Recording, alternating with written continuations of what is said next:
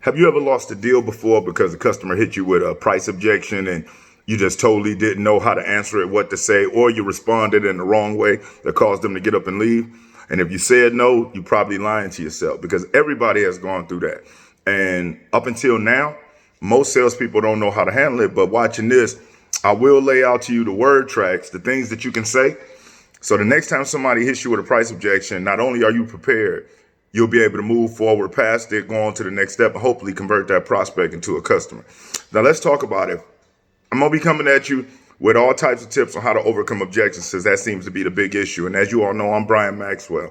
And the first thing about objections is this: it only breaks down to 5. And so if you're in sales and you still struggling overcoming objections, or you feel like it's this huge mountain that you can't overcome, there's only 5. And that is: the price is too high. I want to think about it. I want to shop around. I want more for my trade. And I want to talk to a spouse, significant other, or somebody like that. And anything else will fall under one of these 5. So think about it like this: if you have at least one rebuttal or response for each one of those, that puts you 80 to 90% above anybody else that they'll possibly deal with. And the biggest thing is that if a customer comes to your store and you have what they're looking for within the budget that they want, and they like it, but they still don't buy, it's simply because they just didn't understand. So let's really get into it. Let's think about today's consumers. With everybody carrying mini computers that we call smartphones in our pockets, purses, or pocketbooks, wouldn't you agree that most people are going online before they even come in the store? And do you agree that most of these websites, they also offer payment calculators on them? And you have to believe that a large majority of people will find whatever vehicle they may be interested into and just kind of throw that information into that payment calculator to get an idea of where it may be. So when they come into your store and you sat with them for an hour and a half, and you showed them a product, you all went on a demonstration drive, and you come back, and all of a sudden there's like, oh my God, I had no idea that the price was going to be like this. Many times what that actually means is that I don't feel that what you are asking for this is worth that. You have not proven to me why I should invest this for that. You have to know that that's really what it boils down to. And so the price objection is nothing more than a smokescreen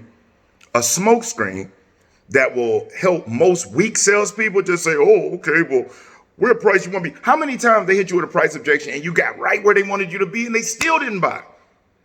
And then they walk out and we say, man, those people are broke. No, we just didn't help them see the value in what it is that we were asking for a particular product or service.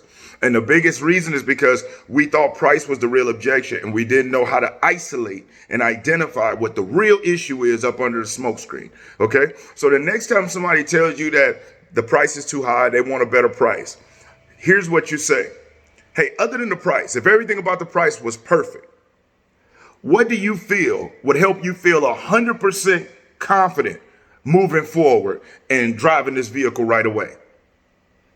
What do you feel would help you be more 100% confident in moving forward and enjoying this vehicle right away? You know, it's what 2 words I never said: buy or today. Because remember, in other videos, I told you most people, when they leave the house, they say, I'm just looking, I'm not buying anything today. So when they hear those 2 words, those are trigger words that helps them remember, oh no, I told myself this morning that I'm not buying anything today, and this salesperson trying to force me to buy today. And they'll resist you just because their ego will cause them to. Okay. So you want to make sure that you can use what's called synonyms. And that is the words enjoy right now. It means the same thing as buy today. So when they tell you, hey, the price is too high, isolate. Okay. If the price was right where you wanted to be and everything was in alignment right there, what do you feel would help you be 100% confident or 100% comfortable moving forward and enjoying this vehicle right away?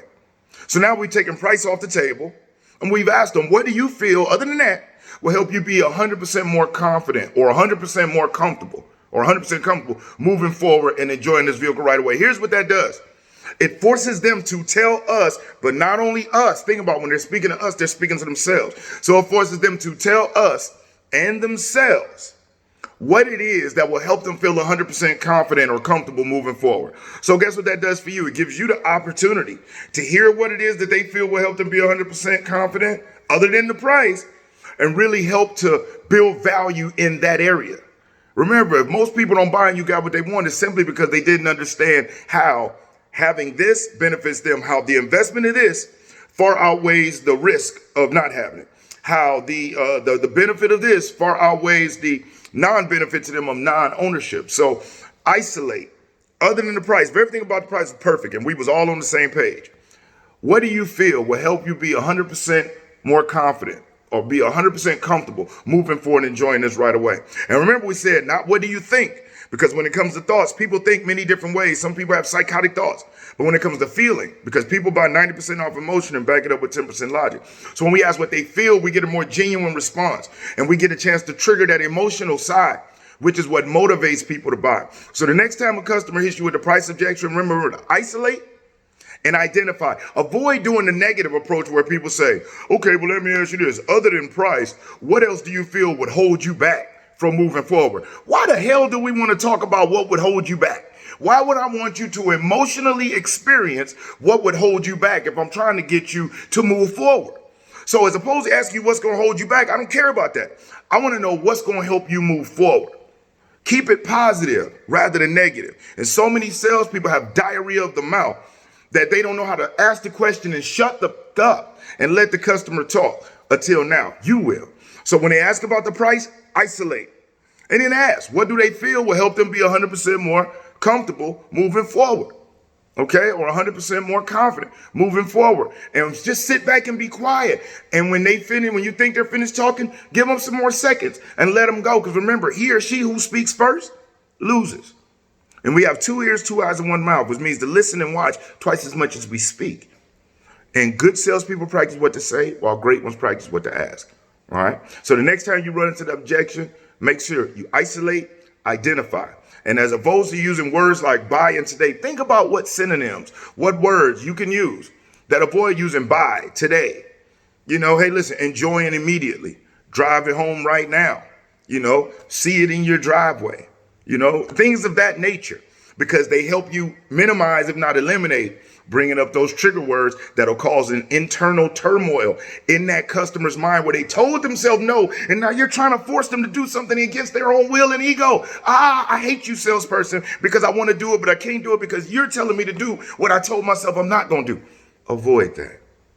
Avoid that, all right? And if you think this is something, listen, people put comments in and send me messages all the time about, yeah, I want to get better, I want to do this. But that's bullshit if all they do is they come and watch a 6-minute video and believe that somehow they're going to start really getting it out there. At the end of the day, myself and anybody else that's out here put in blood, sweat, and tears and years to get to this level. And guess what? Only a fool will learn from their own experiences. A wise person will learn from the experience of others. So if you still gonna bump your head every day at your dealership and you still every month bitching, moaning, and complaining about how much money you making or not making, but yet you're not doing anything different, you're insane. Because the definition of insanity is doing the same thing over and over again, expecting different results. When do you realize that if we want other people to invest in us, we have to invest time and resources in ourselves? And so with all the people that have experienced tremendous benefit from utilizing certain information, shortening the learning curve, and benefiting from it, if you know that that's available, but you choose to keep running in that mouse wheel, shame on you. So again, right now, there's a link in the description. Do you realize that for taking a moment just to think about you, sometimes being selfish is the only way to be selfless? The greatest thing we can do for people that's struggling and being poor and don't have money is to not be one of them, so we can help them. So available to you, click that link in the description. Go over and look at, if you think that was something, I have over 43 more of those word tracks. There are hours of audio and video, not just on this bullshit 30,000 elevator view stuff. We dig deep, not just the steps, but the psychology behind it, how you could take it, implement it immediately, and then send me my message on how well it helped you. Okay? Click that link in the description. I'm sick of people saying how much they want it, but when it's time for them to step up to the plate, everybody wants to be successful and make money. But what was the last book you read on success or making money? Conference you went to? Audio book you invested in that you didn't go watch for 2 minutes on YouTube? Listen, man, this is what it's about. So I encourage and invite you, join me. I'm working with you on this personally. So click that link, go on over, download it, get started. You're going to get the message from me and watch what I say. Your family will thank you. And you and I I'll welcome and congratulate you. And I want to be the first person you send a message to when you make your first 10,000 within the next 30, 45 days. Other than that, Brian Maxwell, I look forward to seeing you at the dealer.